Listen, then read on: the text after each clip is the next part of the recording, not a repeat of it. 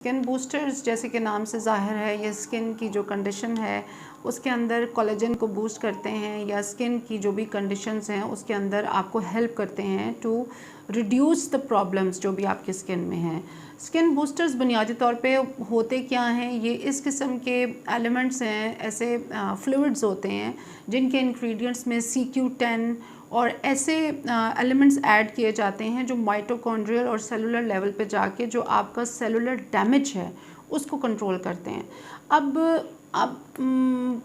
पूछा ये जाता है कि स्किन बूस्टर्स किसके लिए हैं। स्किन बूस्टर्स के लिए जैसे अब हमारे यहाँ एक मिथ बनी हुई है कि जी बस सिर्फ 40 के बाद ही आपने एस्थेटिक ट्रीटमेंट्स लेने हैं। डॉक्टर साहब अगर मैं पहले से ही शुरू हो गई, 20 साल की उम्र से ही मैंने कुछ कराना शुरू कर दिया, कोई मुझे नीडल टच हो गई तो फिर तो मैं एडिक्ट हो जाऊँगी और उसके बाद तो फिर मुझे सारी ज़िंदगी इन्हीं ट्रीटमेंट्स पे गुजारनी पड़ेगी। तो मेरी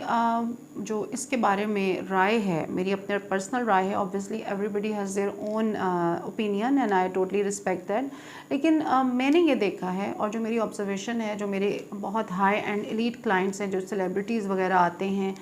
ये सब लोग जो अफोर्ड करते हैं या जो अफोर्ड नहीं भी करते, वो ये करते हैं कि उन्हें पता है कि हमारा स्क्रीन टाइम बहुत ज़्यादा है।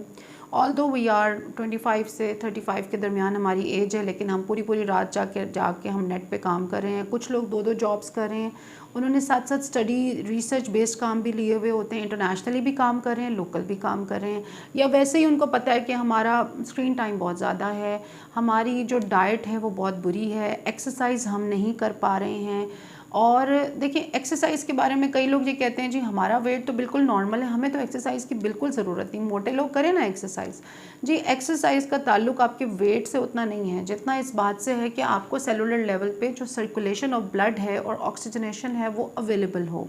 तो एक्सरसाइज मोटे पतले हर तरह के आदमी के लिए, औरत के लिए बहुत ज़रूरी है, बिकॉज जब हम एक्सरसाइज करते हैं तो एंटी डिप्रेशन हार्मोन्स पैदा होते हैं, एंडोर्फिन्स पैदा होते हैं, जिनको हम कहते हैं हैप्पी हार्मोन्स। और ये अल्लाह ताला ने एक ऐसा सिस्टम रखा है, क्योंकि इंसान तो कुर्सी पे बैठने के लिए नहीं बनाया गया था, लेकिन हम अनफॉर्चुनेटली इस वक्त एक ऐसे बदकिस्मत वक्त में गुजर रहे हैं कि मैं अभी इस कुर्सी पे बैठी हूँ, फिर मैं डाइनिंग चेयर पे बैठूँगी, फिर मैं सोफ़े पे बैठ जाऊँगी, फिर मैं ड्राइविंग सीट पे बैठ जाएंगे, इवन बाथरूम में भी हमने सीट लगा ली है कि वो भी हम छोड़ने को तैयार नहीं है। अब यानी हरकत हमें बिल्कुल अब पसंद नहीं है, हम बिल्कुल कुर्सियों पर रहना चाहते हैं और कुर्सी जिसको मिल जाए वो छोड़ता भी नहीं है। तो बहरहाल कुर्सियों पे रहने की वजह से सिचुएशन ये है कि हम लोगों की ब्लड की प्रॉपर सर्कुलेशन नहीं होती है। जब हम एक्सरसाइज करते हैं तो जो आपकी स्किन है उसको आप नोट करें कि रेड फ्लशी और बिल्कुल उसमें पसीना आता है, उसको हम कहते हैं गोल्डन पसीना। वो एक गोल्डन पसीना है क्योंकि वो अब आता किसी को नहीं है। अगर आपको गोल्डन पसीना आ रहा है, आप जिम जा रहे हैं या जा रही हैं और सिर्फ जाके वहाँ बातें नहीं हो रही, गप्पे नहीं लग रही, टाइम वेस्ट नहीं हो रहा, एक प्रॉपर वर्कआउट हो रहा है, तो फिर तो आपको एस्थेटिक प्रोसीजर्स की ज़रूरत आम लोगों से कम पड़ेगी, बिकॉज़ आपकी बॉडी खुद ही बहुत ऑक्सीजन क्रिएट कर रही है, टिश्यूज़ को ऑक्सीजन दे रही है। और इसके अलावा जो हमारा ऑक्सीडेटिव डेब्री है, जो हमारा सारा जो रिसाइकलिंग ना, सेल जब रिसाइकल करता है तो वो भी अपना एक गंद निकाल के बाहर रख देता है ब्लड में कि इसको ले जाओ भाई, ये मेरे काम का नहीं है। लेकिन जब हम हिलते जुलते नहीं हैं, हम कुछ भी नहीं करते, तो फिर होता ये कि वो जगह जगह सेल्स में वो गंद इकट्ठा होता रहता है और फिर वो डिफरेंट कैंसर्स, डिफरेंट तरह की पैथोलॉजिकल एक अरीना में बात चली जाती है, जिस पे बात बहुत लंबी हो जाएगी। तो हम स्किन बूस्टर्स पे ही फिक्स थे और हम ये देख रहे थे कि स्किन बूस्टर्स को ज़रूरत किन लोगों की है। तो वो सब लोग जो चाहे 20 साल की उम्र में हैं, जैसे आजकल के जो बच्चे बच्चियाँ, उनके काम की रूटीन कुछ ऐसी है कि पूरी रात बच्चे नहीं सोते, जिसकी वजह से मेलाटोनिन हार्मोन बहुत डिस्टर्ब होता है। फिर उनकी स्किन की बॉडी कभी भी रिपेयर की कंडीशन में नहीं जाती है, वो भी एक बहुत बड़ा मसला बन चुका है। ऊपर से सोने पे सुहागा है हमारी डाइट्स, यानी हम लोगों को अब टींडे गोश्त बिल्कुल पसंद नहीं है जी बच्चों को। गोश्त तो हम खाएंगे ही नहीं जी।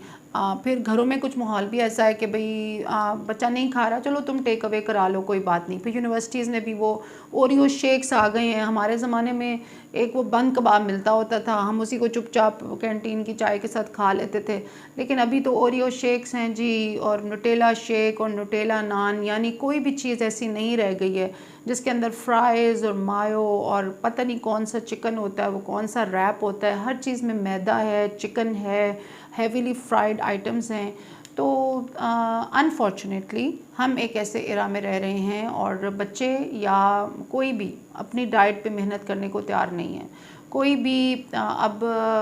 मतलब बर्गर शर्गर छोड़ के सैलड का बोल खाने को तैयार नहीं है, फ्रूट चाट का प्याला खाने को तैयार नहीं है, चुकंदर का जूस पीने को तैयार नहीं है। तो अगर आप ये सारा कुछ खुद नहीं करेंगे, आप अपनी नींद का एहतमाम नहीं कर रहे हैं, आप डीप स्लीप में नहीं जा रहे हैं, आपको इम्पोर्टेंस पता तो है लेकिन आप उसको इम्प्लीमेंट नहीं करना चाह रही हैं कि यार दोपहर मैंने कैलूला अगर नहीं लिया, पावर नैप भी बड़ी एक इम्पॉर्टेंट चीज़ है जो आपकी बॉडी को इतना हील करती है, जिसको ऑब्वियसली चाइनीज़ अंडरस्टैंड करते हैं, इसीलिए वो तरक्की कर रहे हैं। तो पावर नैप अगर आप ले सकें, चाहे 10 मिनट या 20 मिनट की, उससे बेहतर कोई चीज़ नहीं है for the repair of your body. और अगर आपको हेल्दी स्किन देनी है अपने आप को, तो फिर आपको 10-12 बेसिक बातों का ख्याल रखना है कि आपने बाहर डाइन आउट करना है तो सिर्फ सैलड मंगवाएं। बहुत सैलड्स मिलते हैं लेकिन हम खाते नहीं, हम कहते हैं नहीं यार सैलड के पैसों में तो मैं बर्गर खाऊंगी आराम से, मेरे तो पैसे ज़ाया हो जाएंगे। मैंने कई क्लाइंट्स के मुंह से ये बात सुनी है, कई लोगों के मुंह से ये बात सुनी है कि यार सैलड पे तो पैसे ज़ाया होते हैं। तो अगर हमने डाइन आउट करना है तो आप सिर्फ सैलड लें या सूप मंगवा लें। आप कोई भी मेन कोर्स में पास्ता,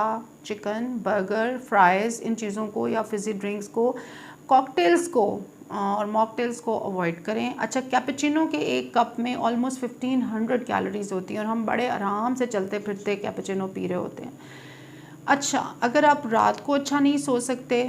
तो भी प्रॉब्लम है, आपकी डाइट ठीक नहीं है तो भी प्रॉब्लम है। ऐसी डाइट के साथ कॉन्स्टिपेशन होना, ब्लोटिंग होना, डिप्रेशन होना इज़ इम्पेरेटिव, मस्ट है। डाइट में भी हाई सॉल्ट है, हाई शुगर है, कार्बोहाइड्रेट जो है वो जितना ज़्यादा आपका कार्बोहाइड्रेट कंटेंट ज़्यादा होता है ना डाइट का, उतना ही वो ग्लाइसीमिक इंडेक्स को जाके उतना ही तेज़ हिट करता है और उतनी ही ज़्यादा फिर आपके अंदर इंसुलिन पैदा होती है जो कि इंसुलिन रेजिस्टेंस को पैदा करती है। तो अपनी डाइट को हमारे लिए बहुत ज़रूरी है कि हम जौ का दलिया, जैतून, जो मैं अपने चैनल पे एक निकम्मी सी कोशिश करती रहती हूँ कि मैं कुछ ना कुछ ऐसी वीडियोस लगाती रहूँ कि क्लाइंट्स को थोड़ा सा समझ आए कि आपने हेल्दी मील्स कैसे लेने हैं। तो अगर भाई आप या बहन, अगर आप ये सब कुछ नहीं कर रहे, जो हमारे 95% लोग ना कर रहे हैं, ना करना चाहते हैं और ना उनकी कोई तमन्ना है करने की, because it requires a lot of discipline.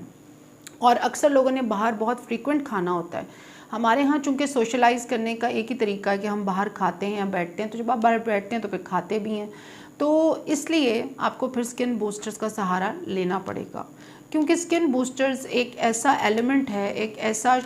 Ampoule के अंदर एक ऐसा शॉट है कि आप अपनी स्किन को हम नम करते हैं, नम करके आपके हम 20 to 30 points of face and neck के ऊपर हम ये बूस्टर्स इंजेक्ट करते हैं। ऊपर से फिर मैं देखती हूँ कि क्लाइंट की स्किन कंडीशन कैसी है। अगर तो स्किन कंडीशन मुझे लगता है कि PRP से या PGRF से हम उसको इन्फ्यूज़ करें और ऊपर से डर्मा पेन से हम उसके साथ उसकी स्किन को रीसर्फेस कर दें, क्लीन कर दें, ब्लैक हेड वाइट हेड भी निकाल दें, and we help the skin booster to absorb properly in your skin. तो इस ट्रीटमेंट से होता ये कि स्किन पे फॉर 6 months to 8 months एक बड़ा अच्छा सा ग्लो, एक बड़ा अच्छा बहुत ही खूबसूरत एक कॉन्टोर आता है। वो इसलिए कि वो जो आपको हमने बूस्टर डाला है वो CQ10 है, उसके अंदर वो एलिमेंट्स हैं जो आपके सेल्स को बुनियादी तौर पे जाके हील कर रहे होते हैं, उसके सेलुलर फंक्शन को इम्प्रूव कर रहे होते हैं जहाँ पे हम लगाते हैं उस एरिया पे। पूरी बॉडी के लिए तो मैंने आपको अर्ज़ किया है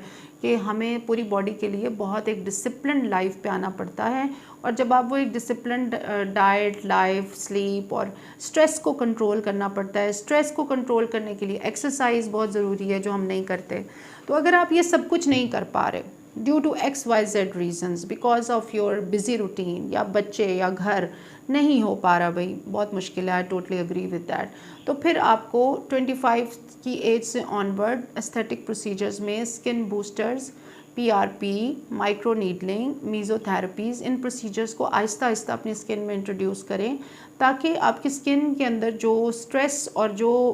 सारा आपके अंदर जो एक एजिंग बहुत तेज़ हो जाती है ना इन सारे एलिमेंट्स की वजह से, जब आप प्रॉपर अपना ख्याल नहीं रख पा रहे, रात को भी जाग रहे हैं, दिन में भी काम है, तो फिर आपको उतनी ही ज़रूरत है स्किन को